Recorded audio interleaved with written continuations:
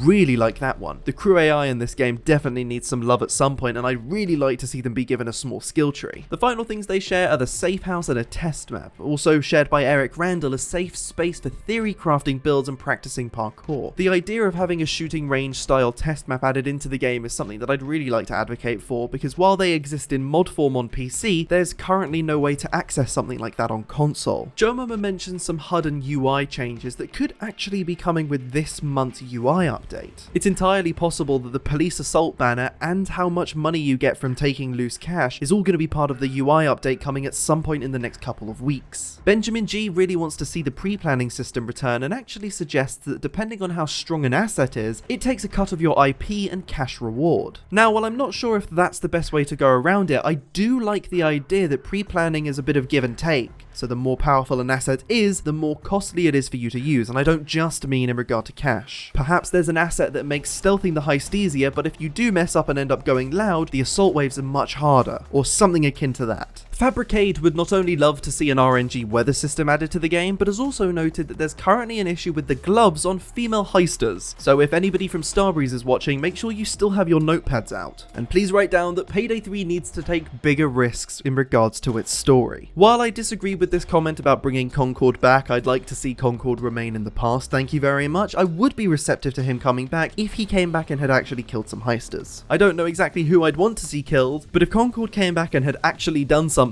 for once, I'd be okay with it. TJ Darkin would like us to have the ability to change which bots you can bring and change their outfits as well. Again, as I said earlier, I really think that AI bots need an overhaul at some point. Give us customization, give us the ability to tailor their skills, give us the ability to tailor their weapons. Then you start to see the semblance of some good AI heisters. This comment I thought was particularly interesting, as they say they'd like to see something akin to CrimeNet, which we believe is coming in the October update, but not because of the server browser or the aesthetic, but because of the ability to connect to heists from DLCs that you don't have. Granting players the ability to engage with DLC content they don't own is not only a great way to keep the player base happy and healthy, but also, from Starbreeze's perspective, a good way of selling more DLCs. So this is something that I'm really hoping comes with the server browser in the next update. Messiah of Swag opens their comment by stating that this isn't going to be a popular one, and then says they want to see Crime Spree return. And I'm quite confused by this. Is Crime Spree not popular? Because I'm personally a massive fan of Crime Spree, and it's one of the things that I want to see come back to Payday 3 most. Not to mention that the modifier system as they are would fit perfectly into a Crime Spree type mode. And the final comment we got on the YouTube video was from Kabuking2844 saying they want to see Almir oiled up and eating a... what the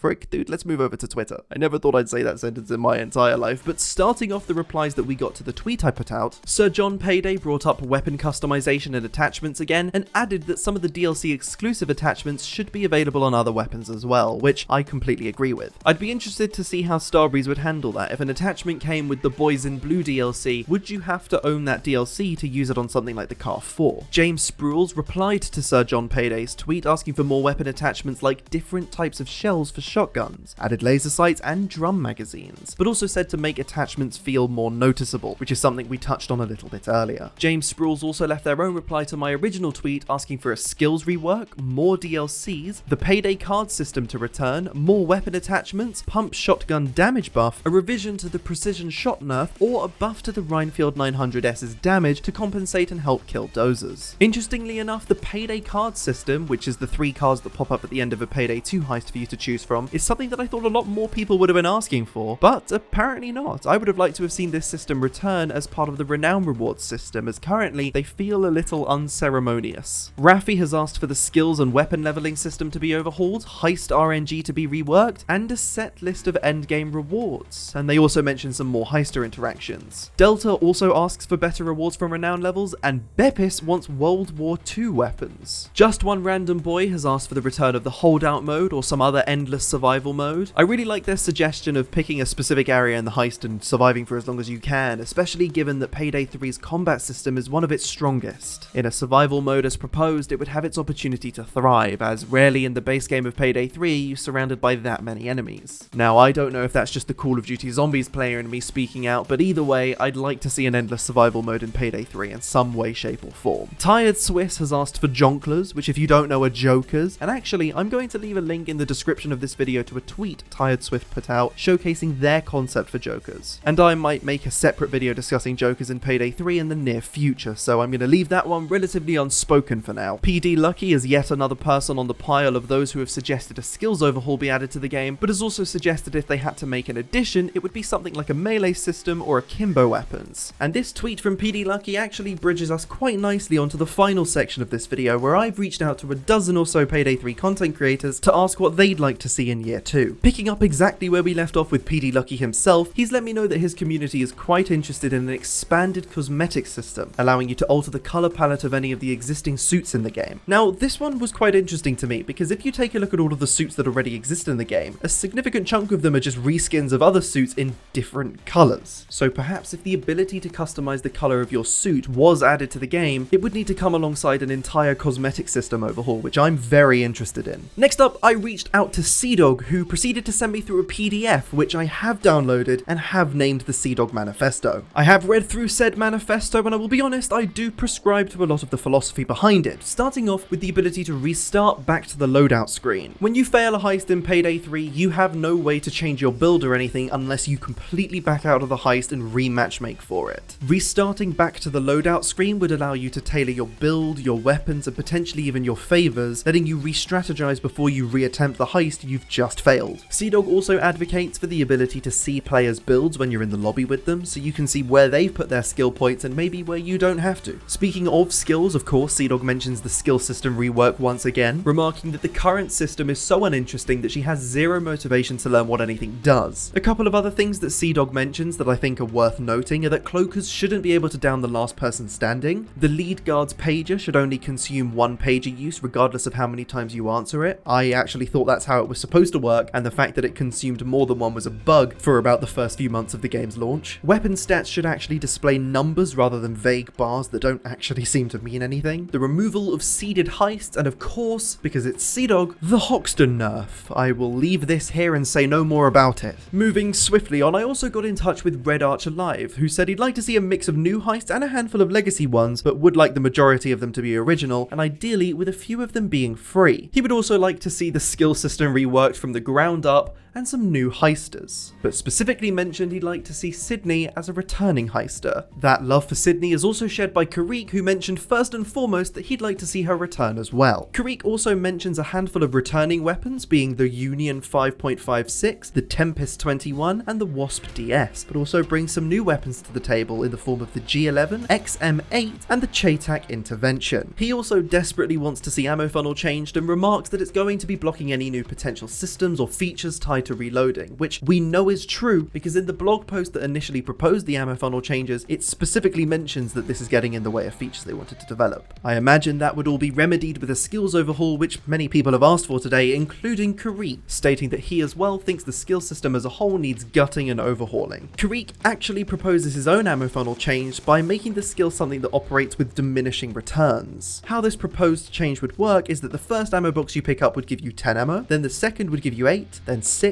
then 4, until it caps out at 2 ammo per box, meaning that even the strongest weapons in the game would eventually require a reload. And once you've reloaded, that counter will be reset to 10 until it reaches 2 again. I really like this proposed ammo funnel change, and I hope that if Starbreeze get around to making a skills rework and decide to keep ammo funnel, this is how it works. Moving on, I spoke to TheKknowley, who was very aware that they'll be echoing lots of others in saying that the skill system should be a top priority. He describes Edge, Grit and Rush as a failed experiment that's already hit the end of the road as far as possible innovation is concerned, and references the ammo funnel fiasco as the culmination of those limitations. He adds that building a new skill system from scratch lets the team rebalance the game to their liking, but also form the new system around the myriad of feedback points that the current system has received. Highlighting that step 1 should be adding more permanent buffs to avoid everything being on a timer, and step 2 is to add more distinct playstyles that mirror the likes of ammo funnel and replenish. Now, surprisingly enough, TheKknowley didn't mention anything lore related, but thankfully Vice did, saying that they would obviously like to see more lore and content, but more specifically a post office heist. Now at first I was just as confused as you probably are, thinking to myself, why on earth would we rob a post office? But actually, Hoxton sung about it on the Christmas album track that was titled A Heist Not Attempted Before. What I learned from this is that you can always trust Vice to have the most random Payday knowledge. He'd also like to see Duke return and the addition of a Lamat revolver, a weapon which I only know exists because of Red Dead Redemption 2, but it's pretty cool, I will say. I also spoke to Cookie Dough, who explained they'd like to see weapon stats made clearer, suggesting you could toggle between having the stats displayed as bars or numerical figures. We could also add Cookie to the list of people who want to see the skills reworked. He also mentions that he'd like to see more character dialogue and heists that really lean into the New York setting, such as heists at Grand Central Station or Times Square, which I think is a really good point because other than the New York financial district with Fear and Greed, what heists have we really got that tie us into New York?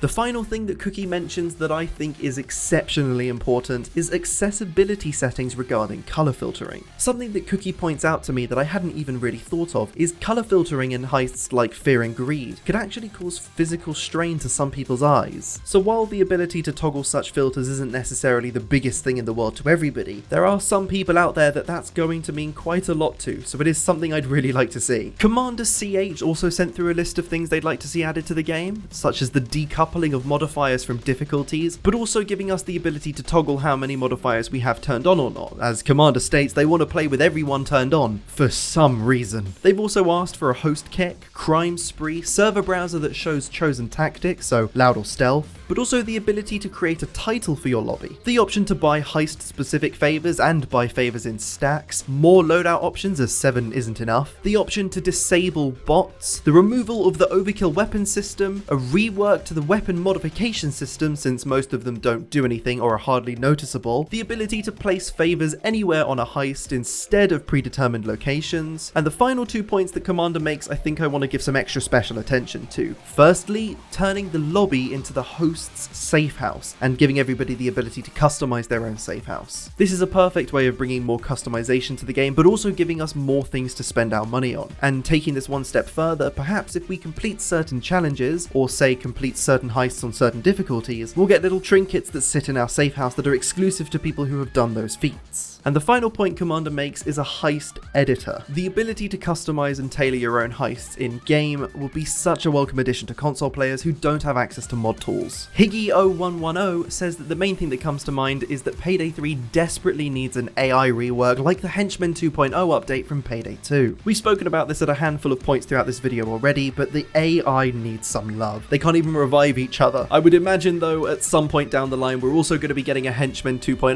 update for Payday 3. CabooseDOTexe has asked for more puzzles in the game, and they explained this fantastically in one of their most recent videos, which I will leave linked in the description of this video and I highly suggest you check out. But they've also asked for the Shadow Raid Legacy heist, a heist I'd love to see come back, or a spiritual successor to it. A better weapon stats system, which obviously we've spoken about quite a bit in this video. More achievements or challenges, which surprisingly very few people mentioned. I know the Payday community is big on achievement hunting, but apparently not in year 2. Though I guess that's because there's more pressing issues. Caboose also mentioned they'd like to see some boss fights, like the ones we got towards the end of Payday 2's life. And finally they mentioned that they'd also like to see a sense of mystery start. Not necessarily at the beginning of the year, but maybe towards the tail end. I would love to see a chapter in Payday 3's life where we're theory crafting a lot of mysterious lore stuff. I'm a sucker for that kind of thing. Give me ciphers, give me Easter eggs, give me riddles, give me all of that at some point, please. Before I start to cry at the lack of substance in Payday 3's current narrative arc, let's move on to what the hotline had to say. Starting off by saying they'd really like to see Hoxton Breakout reimagined as a single-day heist, where instead of the heist ending after you strip the armor off the truck and starting again at the doorway of the FBI office, you actually got to be a part of the truck crashing through the doorway. If Starbreeze could find a way to take multi-day heists and make them single-day, I think that would be an incredible thing to bring into Payday 3. I know they're not too keen on doing multi-day heists, at least for now, but perhaps this is a happy in-between. Hotline also notes that Big Bank is their favourite heist and their second choice to return. The number one heister Hotline wants to return is Jacket. However, they make a really interesting case for bringing Rust back.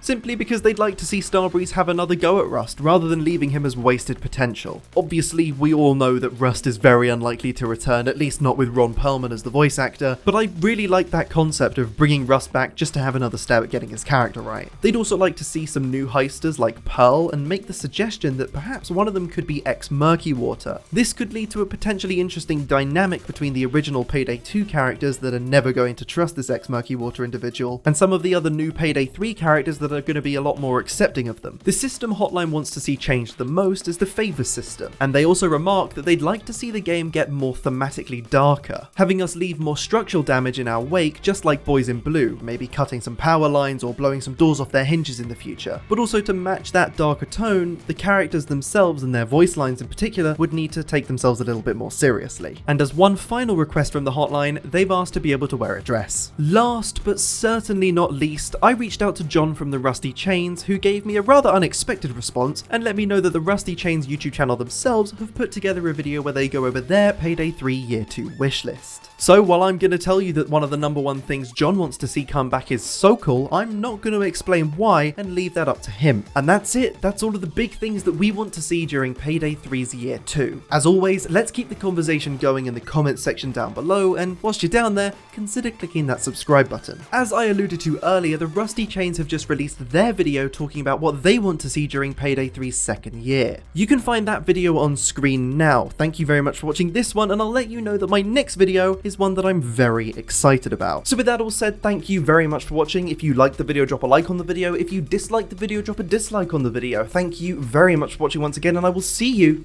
in the next video.